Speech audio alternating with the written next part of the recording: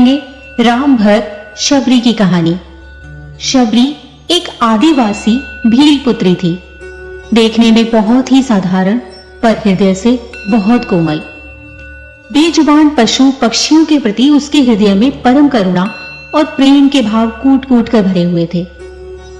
जब वह विवाह के योग्य हुई तो उसके पिता ने उसका विवाह निश्चित कर दिया। आदिवासियों की एक प्रथा थी कि किसी भी शुभ कार्य से पहले वे पशुओं की बलि देते थे। इस प्रथा के लिए उनके पिता विवाह से एक दिन पहले 100 भेड़ बकरियां ले आए। शबरी ने पिताजी से पूछा, पिताजी इतनी सारी भेड़ बकरियां क्यों लाए हो? तो पिता ने कहा, पुत्री, कल सुबह से तुम्हारे विवाह कार्य और विधियों को प्रारंभ करने से पहले इन सभी भेड़ बकरियों की बलि कुल देवी को प्रसन्न करने के लिए दी जाएगी, ताकि विवाह में किसी प्रकार का कोई विघ्न न आए और सभी कार्य सरलता पूर्वक पूर्ण हो जाए। ऐसा कहकर पिता वहां से चले गए। प्रथा के बारे में सुनकर शबरी का मन द्रवित हो उठा। वह बहुत दुखी हुई। उस रात शबरी को नींद भी नहीं आई और वह पूरी रात उन भेड़ बकरियों के पास ही बैठी रही। उसके मन में एक ही बात रह रह कर उठ रही थी कि कैसे वो इन बेजुबान पशुओं को बचा पाए।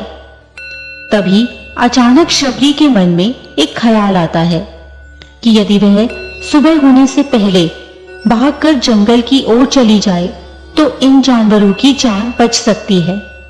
शबरी यह बात भी भली भांति जानती थी कि यदि वह इस घर से एक बार चली जाएगी तो उसके बाद वह घर वापस कभी नहीं आ पाएगी। परंतु उसका चित्त किसी भी प्रकार उन बेजुबानों को अपनी वजह से बलि चढ़ते हुए देखने के लिए तैयार नहीं था। सो उसने खुद से पहले उन जानवरों के विषय में सोचा और उसी पल शबरी घर से निकलकर एक घने जंगल की ओर चल दी। अकेले शबरी इस प्रकार घने जंगलों में भटक रही थी। तब शबरी ने शिक्षा प्राप्त करने की सोचकर कई ऋषि मुनियों के आश्रम में दस्तक दी, परंतु एक छोटी जाति की होने के कारण सभी ने उसे धुतकार कर निकाल दिया। कोई भी ऋषि मुनि उसे शिक्षा और ज्ञान देने के लिए राजी नहीं हुआ। इसी प्रकार भटकते हुए शबरी मतंग ऋषि के आश्रम में पहुंची और उसने अपनी शिक्षा प्राप्ति की इच्छा प्रकट की। मतंग ऋषि ने पूर्ण प्रसन्नता के साथ शबरी को अपने गुरुकुल में स्थान दे दिया। इसके लिए मतंग ऋषि को अन्य कई ऋषि मुनियों के कोप का और विभिन्न प्रकार की तरह तरह की बातें सुनने का तिरस्कार भी सहना पड़ा। उधर शबरी ने बहुत ही जल्द आश्रम और गुरुकुल के नियम, कर्म और आचरणों को बहुत ही आसानी से अपना लिया और दिन रात अपने गुरु की सेवा में लग गई। शबरी शिक्षा प्राप्ति के साथ साथ आश्रम की सफाई, गौशाला की देखरेख, गऊओं का ध्यान रखना और अन्य गुरुकुल वासियों के लिए भोजन बनाने जैसे कार्य भी पूर्ण हर्ष और भाव के साथ करती थी। इसी प्रकार कई वर्ष बीत गए। मतंग ऋषि भी शबरी के आचरण, व्यवहार और गुरु भक्ति से बहुत प्रसन्न थे। मतंग ऋषि अब बूढ़े हो चुके थे। उनका शरीर भी दुर्बल हो चुका था। तभी एक दिन उन्होंने शबरी को अपने पास बुलाया और कहा, पुत्री, मेरा शरीर अब दुर्बल हो गया है। अब मैं अपना शरीर छोड़कर परमपिता में लीन होने की इच्छा से समाधि लेना चाहता हूँ, परंतु उससे पहले मैं तुम्हें एक आशीर्वाद देना चाहता हूँ। बताओ तुम्हें क्या चाहिए? तब शबरी आंखों में आंसू भरकर कहने लगी, हे गुरुवर, आप ही मेरे पिता हैं। आप मुझे अपने साथ ही ले चलें। तब ऋषि मतंग बोले, नहीं पुत्री, मेरे बाद तुम्हें इस आश्रम का ध्यान रखना होगा। तुम्हारी ईश्वर भक्ति और कर्तव्य परायणता, करुणा भाव का तुम्हें उचित लाभ मिलेगा और उसी के फलस्वरूप एक दिन तुम्हें उस परम पिता का दर्शन होगा। स्वयं राम जी तुमसे मिलने आएंगे और तुम्हारा उद्धार करेंगे और तुम्हें मोक्ष की प्राप्ति होगी। इतना कहकर मतंग ऋषि अपनी देह को समाधिगत कर लेते हैं। उसी दिन से शबरी ने श्री राम के इंतजार की लौ अपने हृदय में जला ली। वह नित्य प्रति सुबह होते ही आश्रम की सफाई करके सुंदर सुंदर फूलों से आश्रम को सजाती, मीठे मीठे फल बाग से इकट्ठा करती और श्री राम का इंतजार करती। उसे राम जी के आने की कोई निश्चित तिथि पता नहीं थी, परंतु अपने गुरुवर की बात पर पूर्ण विश्वास था कि एक ना एक दिन उसके राम जरूर आएंगे। एक दिन शबरी आश्रम के पास एक बड़े तालाब से पानी लेने के लिए गई। वहीं पास ही में एक ऋषि तपस्या कर रहे थे। जब उन्होंने शबरी को जल लेते हुए देखा तो उसे अछूत कहकर उस पर एक पत्थर फेंक कर मारा, जिससे शबरी का हाथ जख्मी हो गया और रक्त की एक बूंद उस नदी के जल में जा गिरी, जिससे उस तालाब का सारा जल लाल रंग का रक्त सा हो गया। शबरी वहां से रोती हुई राम को याद करती हुई अपने आश्रम में वापस आ गई। उस ऋषि ने उस तालाब के जल को ठीक करने के लिए बहुत से प्रयास किए। कई पवित्र नदियों जैसे गंगा और यमुना आदि का जल भी उस तालाब में मिलाया, परंतु फिर भी तालाब के पानी का रंग लाल ही रहा।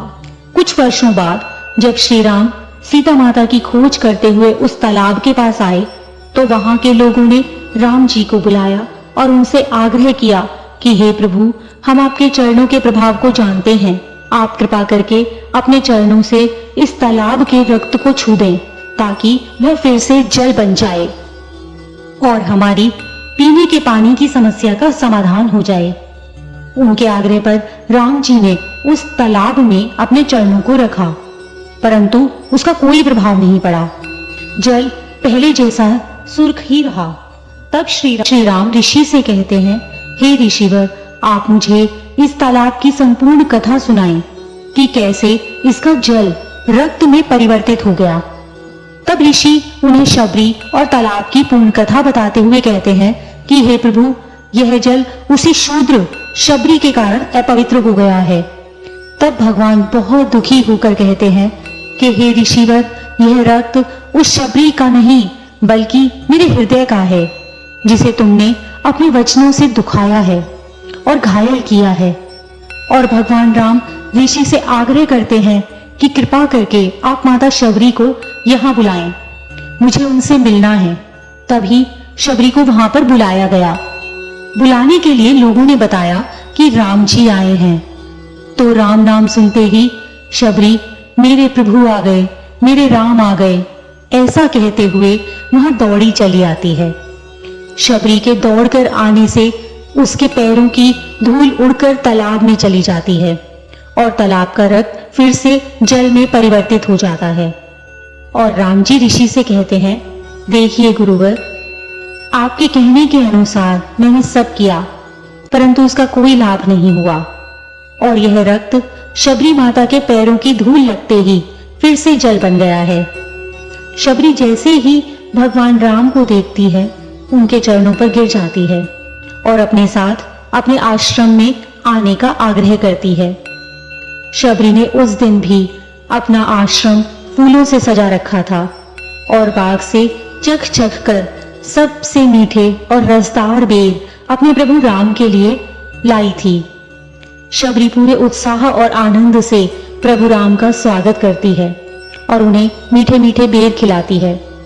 प्रभु राम भी बड़े प्रेम से उन्हें खाते हैं और लक्ष्मण जी से भी बेर खाने को कहते हैं।